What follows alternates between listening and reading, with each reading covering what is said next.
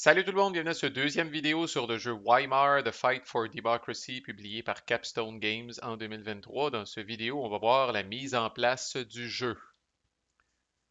Il y a beaucoup de ces choses-là qui sont déjà faites dans le module Vassal, ce qui est toujours pratique, mais on va quand même passer à travers au complet là, puis je vais en profiter pour vous expliquer un petit peu au fur et à mesure qu'on parle de certaines affaires, en gros, en quoi ça consiste, là, pour vous donner une idée.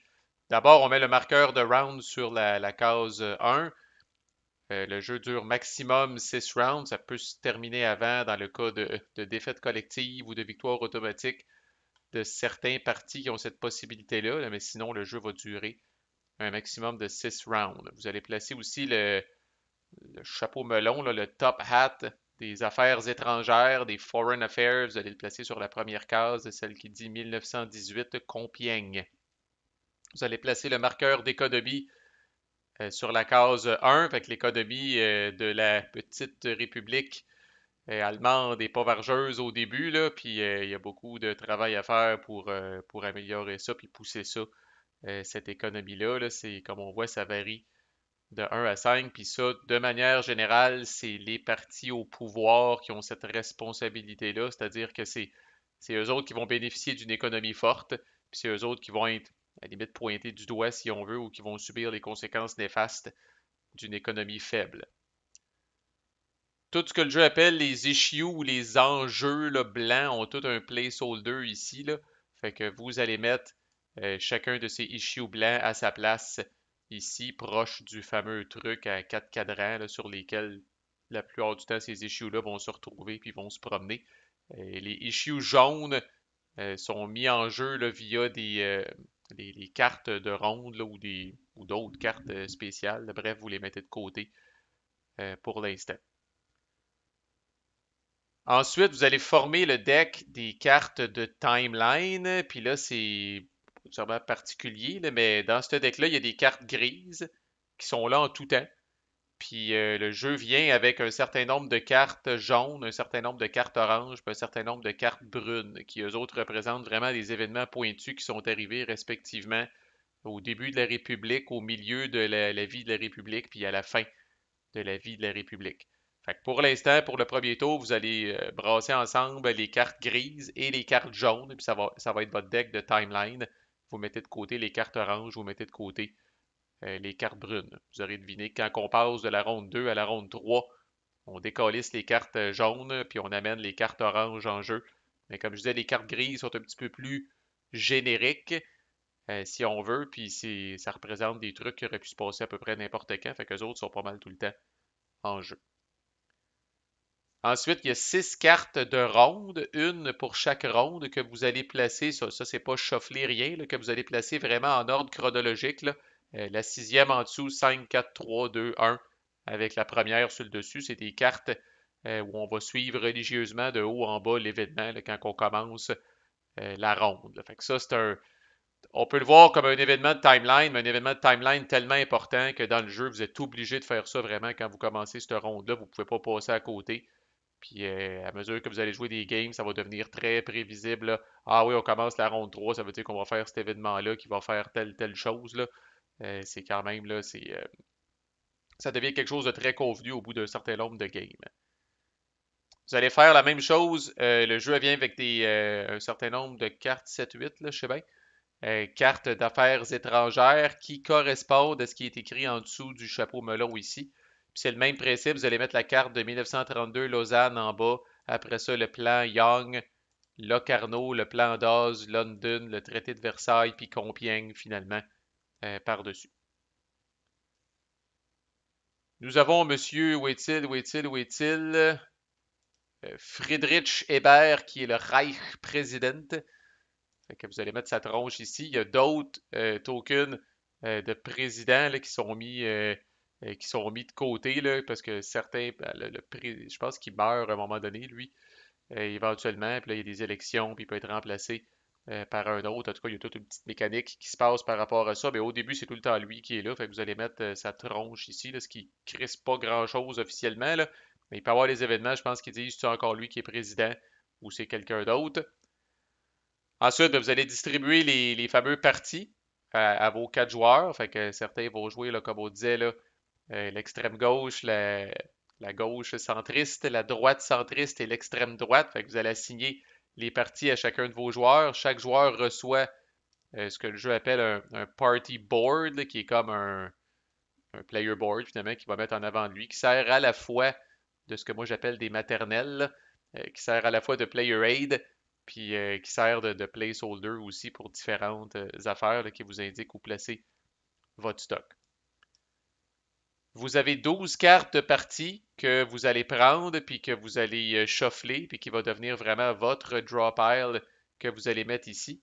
Et chaque partie vient aussi avec 2 sets de 5 cartes additionnelles que vous allez mettre de côté pour l'instant.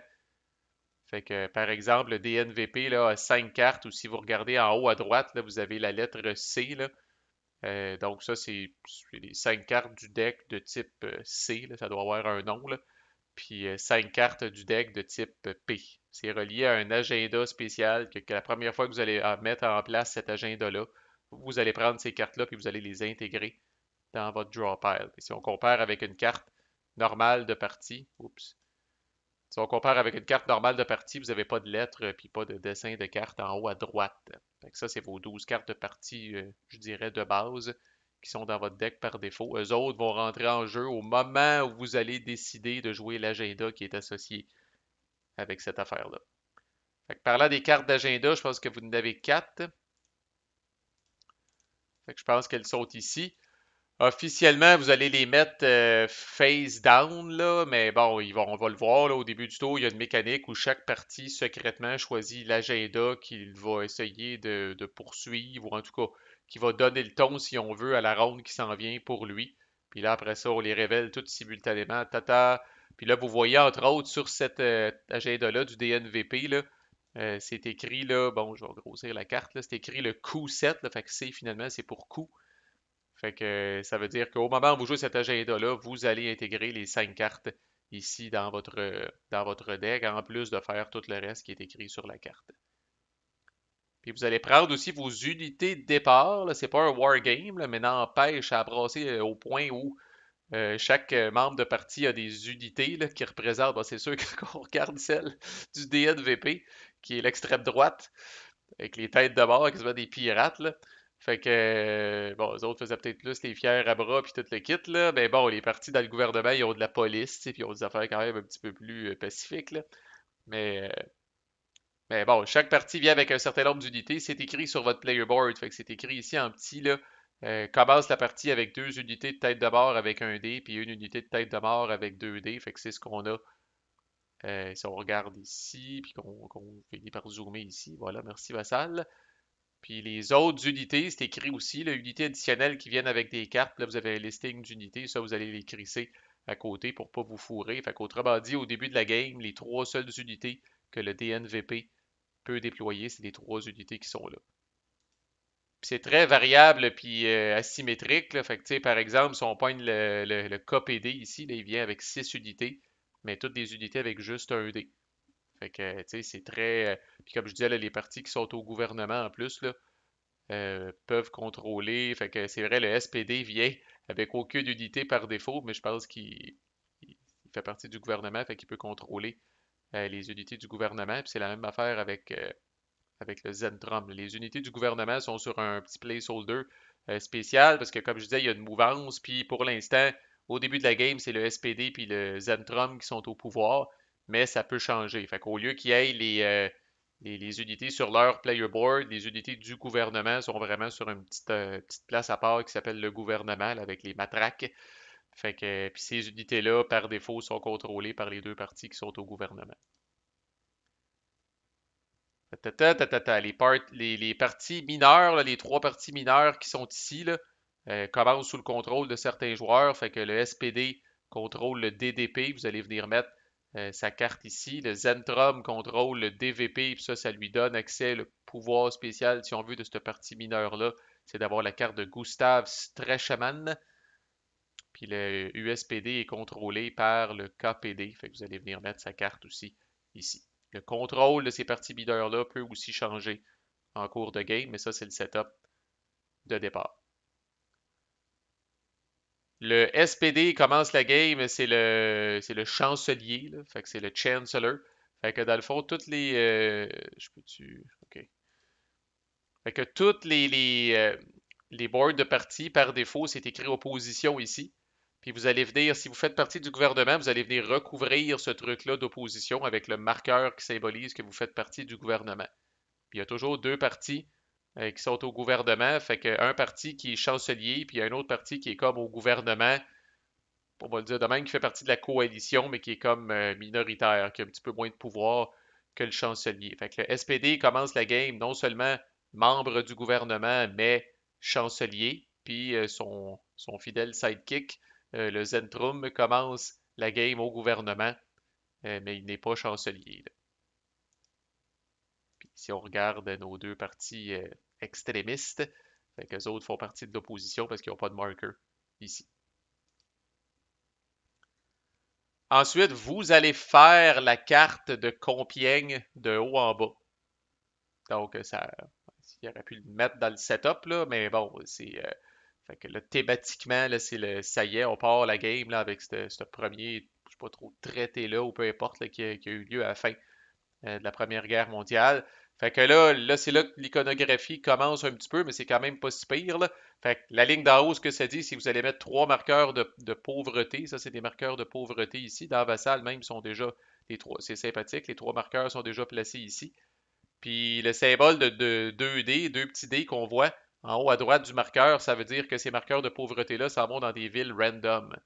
Puis là, à ce moment-là, vous allez rouler 2D, puis vous allez vous référer à la petite chart ici, là. Fait que là, par exemple, là, je roulerais 2D, je pogne 7. 7, ça s'en va à Berlin. Fait qu'un marqueur de pauvreté à Berlin. Je roule encore, je pogne 4. Fait qu'un marqueur de pauvreté à Frankfurt, I guess. Puis je roule encore, je pogne 10. Puis je mets le dernier à Breslau. Puis une ville, ben, pour ce placement-là initial, une même ville ne peut pas se retrouver. Si j'avais roulé 7 une deuxième fois, je reroule parce que Berlin ne peut pas se retrouver avec deux marqueurs de pauvreté lors de ce setup initial-là. Ensuite, c'est déjà fait dans Vassal, mais je vais venir mettre un marqueur de menace de blockade, puis un marqueur de menace d'inflation, là, vraiment ici, là, comme je dis, les menaces au niveau national. Fait que ça, c'est des menaces au niveau local. Fait que ça va pas bien à Berlin, il y a de la pauvreté puis il y a de l'unrest. Puis au niveau national, ben, la blockade nous fait chier. Puis on est pogné avec des problèmes d'inflation. Vous allez mettre un councils à Munchen. Encore là, il est déjà là. Puis là, la couleur n'est pas anodine. Là. Ça, c'est quelque chose qui compte dans les points de victoire. Puis qui peut même entraîner une victoire automatique du KPD. Donc, il faut watcher ça. Donc, eux autres commencent avec une petite longueur d'avance. Puis un marqueur d'unrest qui est déjà placé dans Vassal dans les quatre villes qui sont mentionnées ici.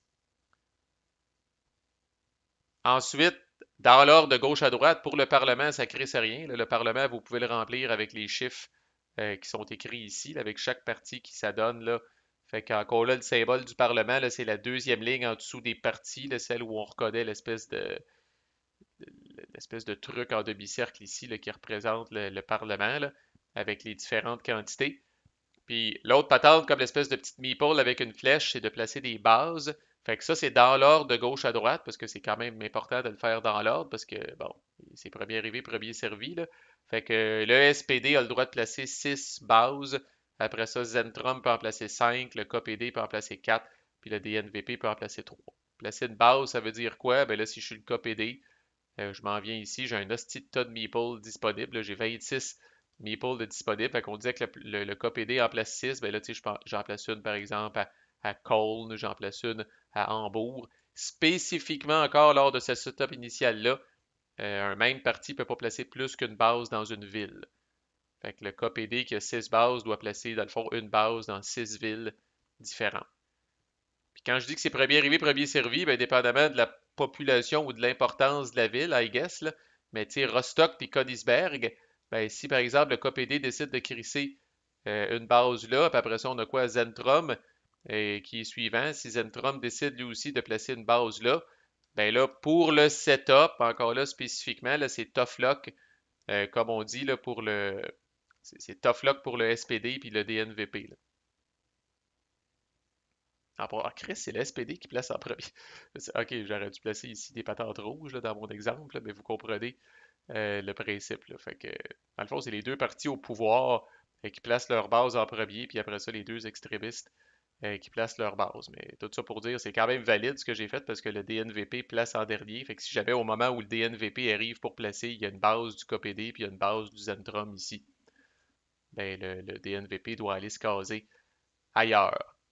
Mais ça, c'est vrai uniquement dans le cadre du setup, là, dans le vrai, une fois que le vrai jeu, entre guillemets, commence, là, il y a moyen de bumper du monde de certaines villes pour dire tasse-toi et puis fais-moi de la place. Mais au niveau du setup, par exemple, vous devez vraiment placer dans des spots qui sont libres. Puis une fois que ça c'est fait, comme ça l'indique, vous allez remover from the game la carte de Compiègne. Et là, la carte qui est sur le dessus est toujours, dans le fond, la prochaine du chapeau ballon. Fait que là, c'est le traité de Versailles qui est là. Si jamais à un moment donné, le gouvernement peut décider de faire avancer le fameux chapeau melon ici, là, puis de tenter de faire une action d'affaires étrangères, puis de passer à travers ce truc-là. Ça fait mal parfois, mais c'est nécessaire. Fait que ça va avancer, mais on va voir ça quand même plus tard. Puis chaque partie a un marqueur de réserve que vous allez placer à plus 0 ici, là. Puis voilà, le setup est terminé. Fait qu'on est prêt après ça à commencer la séquence de jeu plus formelle avec qu'est-ce qui se passe quand on commence une ronde, le choix de l'agenda, puis tout le kit. C'est quelque chose que je vais couvrir dans le prochain vidéo. Manquez pas la suite. À plus.